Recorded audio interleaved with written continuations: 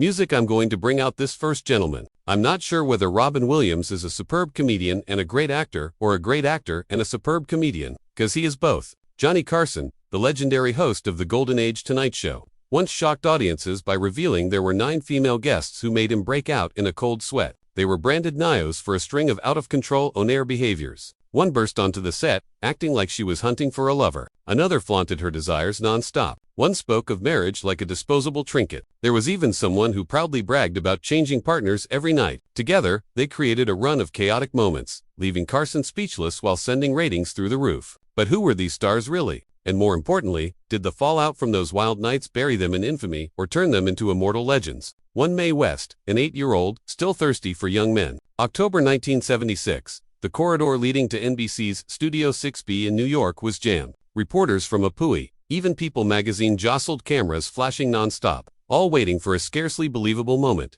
The sex symbol of the 1930s returning to live television. The red light board blinked. Mae West. People whispered. What could an 80-year-old possibly have to say beyond a few faded memories? Then the spotlight hit and everyone was stunned. Mae West stepped out in a silver sequin dress, hugging every curve, long gloves midway up her arms, hips, swaying in open defiance. Applause rolled through the studio like a storm. Johnny Carson smiled smoothly and lobbed a question that sounded harmless. At your age, do you feel yourself slowing down? Mae reclined, glanced around the room, and shot back. Johnny, I'm exactly as young as the man I've got in my arms. The place exploded. The camera held a tight close-up. Viewers at home sat frozen by that sweet, stinging slap. The next morning, the New York Post blared Mae West requests to young backstage men to spark her inspiration. A staffer told the Los Angeles Herald-Examiner that she'd strolled the green room like a director casting roles, looking the boys up and down and smiling to herself as if she were picking co-stars for a private romance picture. The story spread nationwide, putting her at the center of every conversation. Truth is, Mae West and Scandal were old friends. In 1911, she secretly married vaudevillian Frank Wallace in her early 20s.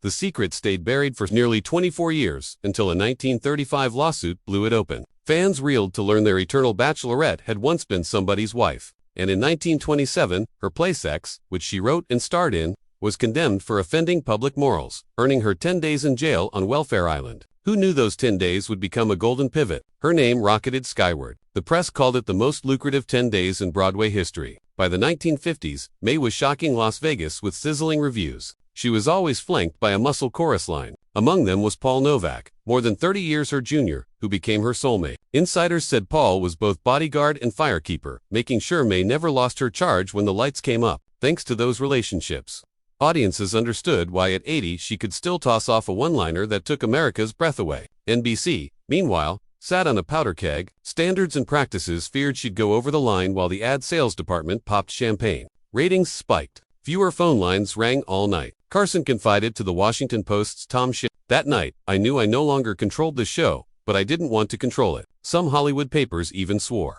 Mae kept a 3-hour rule romance to feed inspiration, rehearsal to keep the figure, and ratings to measure success. Before each show, she'd switch her green room lights to a warm 270 glow, put on big band music, and set out chilled grapes with a flute of champagne. She treated every appearance like a ritual. When the ritual was right, she became a queen, a variety editor recalled. Layer, a secret marriage, a headline-grabbing 10-day stint in jail, a lover young enough to be her son, and that on-air detonation with Carson at age 80. And the pattern is clear. Mae West never lived like an old lady. She turned desire into art and scandal into fuel. That night, after the lights went down, Carson kept tapping the desk as if still swaying to an old swing tune. But the aftershocks hadn't faded before the hot seat was tested again. This time, not by a joke, but by the scent of bourbon and blazing confessions from a woman America found both intoxicating and intimidating. Ava Gardner. 2. Ava Gardner, leaving Sinatra because he couldn't keep up. Few knew that beneath the glow of a screen, goddess Ava Gardner carried a private dread, never letting her bed go empty for more than 3 nights.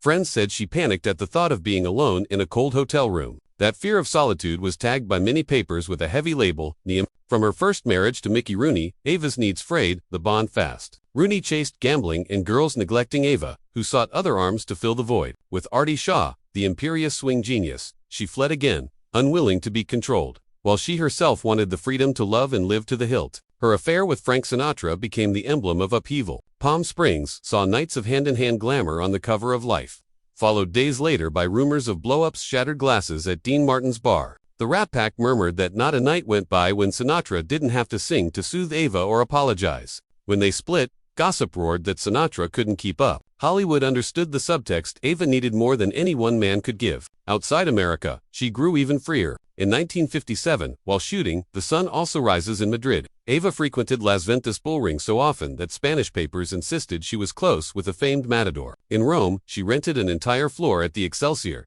decking it with flowers and vermouth. Lasta snapped her with 3 young men in one evening, running the banner. The goddess never sleeps alone. The rumors raced across Europe and Ava didn't deny them. Instead, she smiled that as long as they were writing about her, she still existed. Even on The Tonight Show in 1970, Ava's hunger flashed. In a form-fitting black dress, she poured bourbon into a glass and set it squarely on Carson's desk. Audience members in the front row whispered the studio felt like a Havana bar. When Carson tried to pivot to movie talk, Ava took another sip and let the air tilt. The next morning, the Los Angeles Times blared talk show turns into bar. NBC called an emergency meeting, but West Coast ratings smashed records. Rumors that Ava suffered from the Nio condition never died. Some sources claimed she'd consulted a Beverly Hills doctor for insomnia and exhaustion after chains of short-term affairs. There were even whispers she was advised to check into a clinic to rest, but Ava refused, calling it the price of living by her own instincts. After taping, Carson exhaled and told his crew he'd never felt like he was attending a hearing on human appetite before. The Hollywood Reporter quickly turned the quip into backstage lore, cementing AA's reputation as a never-ending storm. To Ava, what others called a disease was oxygen.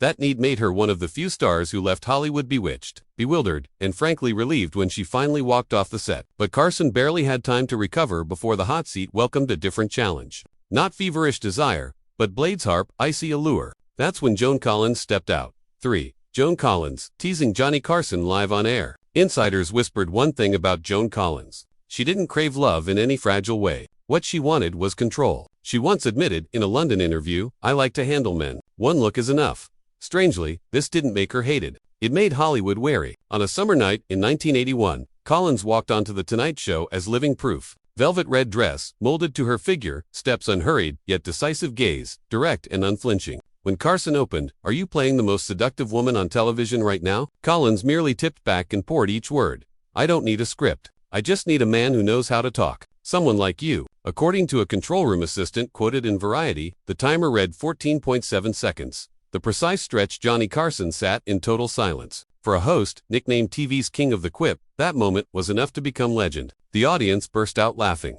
A few in the front row whistled. Carson droomed his fingertips and his ears flushed red. But the real story sat in the shadows. An NBC tech told the Los Angeles Times that just before taping, Collins whispered something in Carson's ear that left him off-kilter as he took his chair. Rumors flew had she mentioned Warren Beatty or promised a post-show rendezvous. No one knew, and the ambiguity only magnified her power. Collins's private life already fed curiosity. She'd been through marriages to Maxwell, Reed, and Anthony Newley, then Ron Cass. In 1972, but tabloids always circled back to her unfinished romance with Warren Beatty in 1959-60 when she was a rising star and he a cheeky newcomer. Some swore she'd had an abortion during that affair, a detail the Daily Mail has repeated in Raging Collins, but impossible to snuff out. Those storm clouds didn't bury her. They hoisted her as the 1980s archetype of the femme fatale. The 1981 Dynasty catfight with Linda Evans sealed the image. America was both thrilled and stunned as 2 high society women brawled in a fountain. People wrote that Collins turned seduction into a weapon of cold steel. So when she brought that energy to The Tonight Show,